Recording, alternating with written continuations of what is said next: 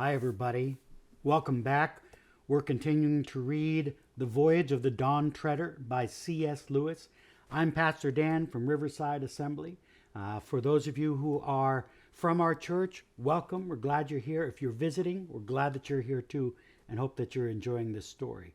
If you'll remember at the end of last chapter, they were on the island where they had the long table and the three sleepers. There was the princess, we'll call her, who was talking to the people that were there, the people from the Dawn Treader. And as she had been speaking, she was saying that her father was about to appear. And that's where we pick up in chapter 14, the beginning of the end of the world. Slowly the door opened again, and out there came a figure as tall and straight as the girls, but not so slender. It carried no light, but light seemed to come from it. As it came nearer, Lucy saw that it was like an old man. His silver beard came down to his bare feet in front, and his silver hair hung down to his heels behind, and his robe appeared to be made from the fleece of silver sheep. He looked so mild and grave that once more all the travelers rose to their feet and stood in silence. But the old man came on without speaking to the travelers and stood on the other side of the table opposite to his daughter. Then both of them held up their arms before them and turned to face the east. In that position, they began to sing. I wish I could write down the song, but no one who was present could remember it. Lucy said afterward that it was a high, almost shrill, but very beautiful, a cold kind of song, an early morning kind of song. And as they sang, the gray clouds lifted from the eastern sky, and the white patches grew bigger and bigger till it was all white, and the sea began to shine like silver. And long afterwards, but those two sang all the time, the east began to turn red, and at last, unclouded, the sun came up out of the sea, and its long, level rays shot down the length of the table on the gold and silver and on the stone knife. Once or twice before, the Narnians had wondered whether the sun at its rising did not look bigger in these seas than it had looked at home. This time they were certain. There was no mistaking it. And the brightness of its rays on the dew and on the table was far beyond any morning brightness they had ever seen. And as Edmund said afterwards, though lots of things happened on that trip which sound more exciting, that moment was really the most exciting. For now they knew that they had truly come to the beginning of the end of the world. Then something seemed to be flying at them out of the very center of the rising sun. But of course one couldn't look steadily in that direction to make sure. But presently the air became full of voices, voices which took up the same song that the lady and her father were singing, but in far wilder tones, and in a language which no one knew. And soon after that, the owners of these voices could be seen. They were birds, large and white, and they came by hundreds and thousands and alighted on everything, on the grass and the pavement, on the table, on your shoulders, your hands and your head, till it looked as if a heavy snow had fallen. For like snow, they not only made everything white, but blurred and blunted. It blurred and blunted all shapes. But Lucy, looking out from between the wings of the birds that covered her, saw one bird fly to the old man with something in its beak. Something in its beak that looked like a little fruit, unless it was a little live coal, which it might have been, for it was too bright to look at. And the bird laid it in the old man's mouth.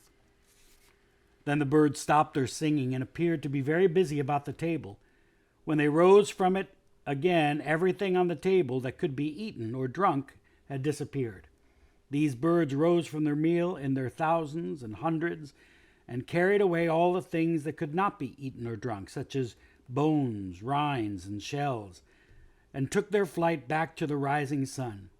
But now, because they were not singing, the whir of their wings seemed to set the whole air a-tremble, and there was the table pecked clean and empty, and the three old lords of Narnia still fast asleep.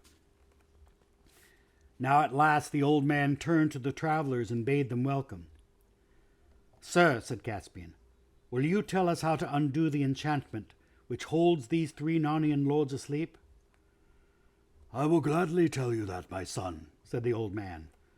To break this enchantment, you must sail to the world's end, or as near as you can come to it, and you must come back having left at least one of your company behind. And what is to happen to that one? Asked Reepicheep. He must go on into the utter east, and never return into this world. That is my heart's desire, said Reepicheep. And are we near the world's end now, sir? Asked Caspian. Have you any knowledge of the seas and lands farther east than this? I saw them long ago, said the old man, but it was from a great height. I cannot tell you such things as sailors need to know. Do you mean that you were flying in the air? Eustace blurted out. I was a long way above the air, my son, replied the old man. I am Ramandu. But I see that you stare at one another and have not heard this name. And no wonder, for the days when I was a star had ceased long before any of you knew this world, and all the constellations have changed.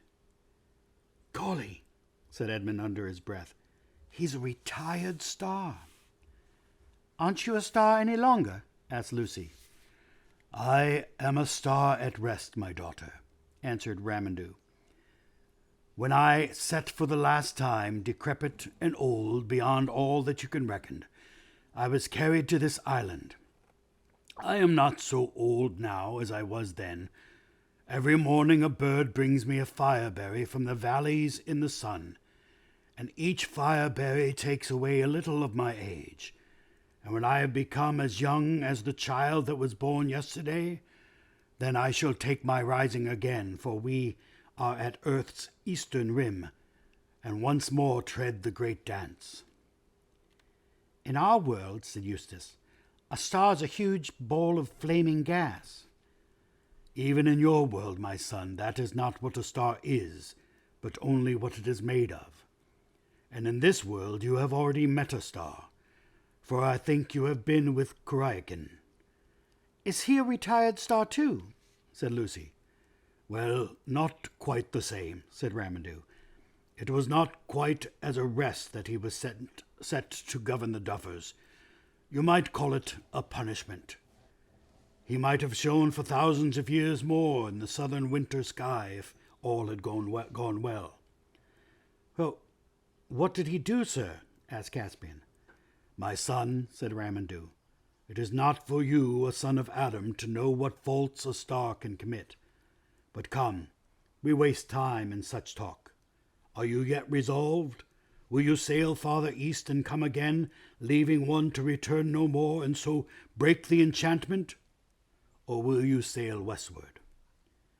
Surely, sire, said Reepicheep, there is no question about that. It is very plainly part of our quest to rescue these three lords from enchantment. I think the same, Reepicheep, replied Caspian. And even if it were not so, it would break my heart not to go as near the world's end as the Dawn Treader will take us. But I am thinking of the crew. They signed on to seek the seven lords, not to reach the rim of the earth. If we sail east from here, we sail to find the edge, the utter east, and no one knows how far that is. They're brave fellows, but I see signs that some of them are weary of the voyage, and long to have our prow pointing to Narnia again. I don't think I should take them farther without their knowledge and consent. And then there's the poor Lord Roop. He's a broken man. My son, said the star, it would be no use, even though you wished it, to sail for the world's end with men unwilling or men deceived. That is not how great unenchantments are achieved. They must know where they go and why. But who is this broken man you speak of? Caspian told Ramandu the story of Roop. I can give him what he needs most, said Ramandu. In this island there is sleep without stint or measure, and sleep in which no faintest footfall of a dream was ever heard. Let him sit beside these other three and drink oblivion until you return. Oh, let's do that, Caspian, said Lucy. I'm sure it's just what he would love. At that moment they were interrupted by the sound of many feet and voices. Drinian and the rest of the ship's company were approaching. They halted in surprise when they saw Ramandu and his daughter, and then, because these were obviously great people, every man uncovered his head. Some sailors' eyes eyed the empty dishes and flagons on the table with regret. "My lord," said the king to Drinian, "pray send 2 men back to the Dawn Treader with a message to the Lord Roop. Tell him that the last of his old shipmates are here, asleep without dreams, and that he can share it." When this had been done, Caspian told the rest to sit down and laid the whole situation before them. When he had finished, there was a long silence and some whispering, until presently the master bowman got to his feet and said, "What some of us have been waiting to ask for a long time, your majesty, is how we ever to get home when we do turn. Whether we turn here or somewhere else, it's been west and northwest winds all the way, bearing an occasional calm. And if that doesn't change, I'd like to know what hopes we have of seeing Narnia again. There's not much chance of supplies lasting while we row all that way." "That's landsman's talk," said Drinian. "There's always a prevailing wind, west wind, in these seas all through the late summer, and it always changes after the new year. We'll have plenty of wind for sailing westward, more than we shall like from all accounts." "That's true, master," said an old sailor who was Galmian by birth.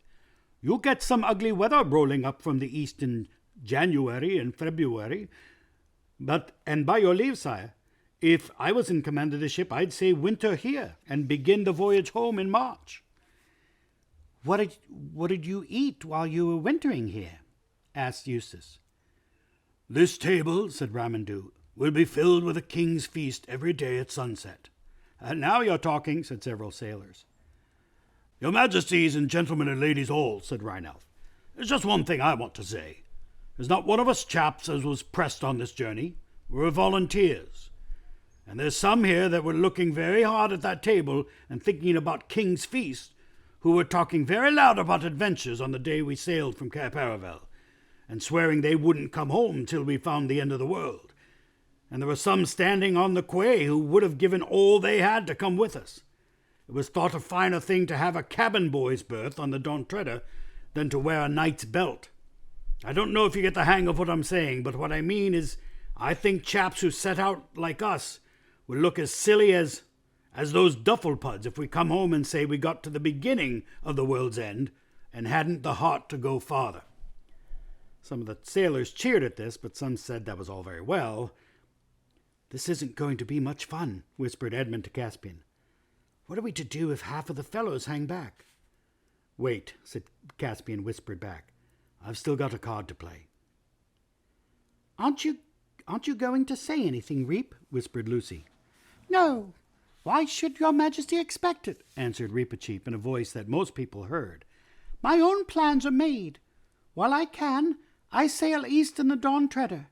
When she fails me, I paddle east in my coracle, and when she sinks, I shall swim east with my 4 paws, and when I can no longer swim, if I have not reached Aslan's country or shot over the edge of the world in some vast cataract, I shall sink with my nose to the sunrise, and Peepicheek will be head of the talking mice in Narnia." "Hear, hear," said a sailor. "I'll say the same, barring the bit about the coracle, which wouldn't bear me," he added in a lower voice. "I'm not going to be outdone by a mouse." At this point Caspian jumped to his feet. "Friends," he said, "I think you have not quite understood our purpose. You talk as if we have come to you with our hat in our hand, begging for shipmates. It isn't like that at all. We and our royal brother and sister and their kinsmen, and Sir Reepicheep, the good knight, and the Lord Drinian, have an errand to the world's edge. It is our pleasure to choose from among such of you as are willing those whom we deem worthy of so high an enterprise.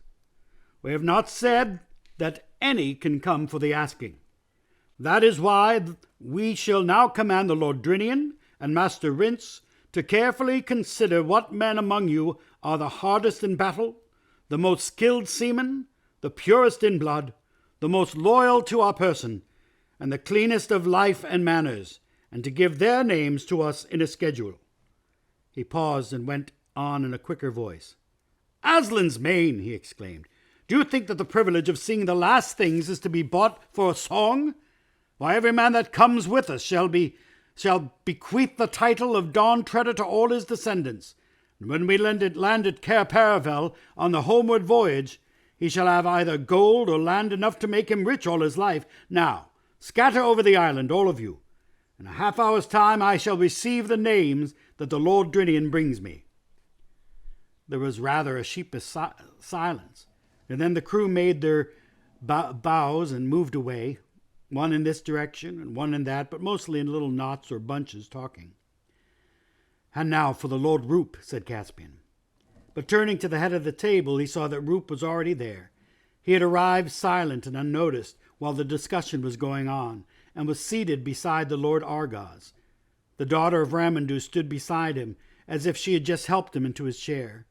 Ramandu stood behind him, and laid both hands on Roop's grey head. Even in daylight, a faint silver light came from the hands of the star. There was a smile on Roop's haggard face. He held out one of his hands to Lucy and the other to Caspian. For a moment it looked as if he were going to say something.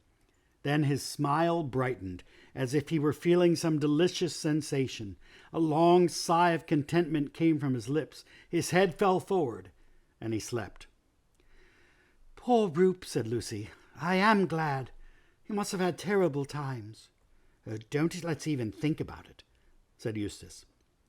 Meanwhile, Caspian's speech, helped perhaps by some magic of the island, was having just the effect he intended.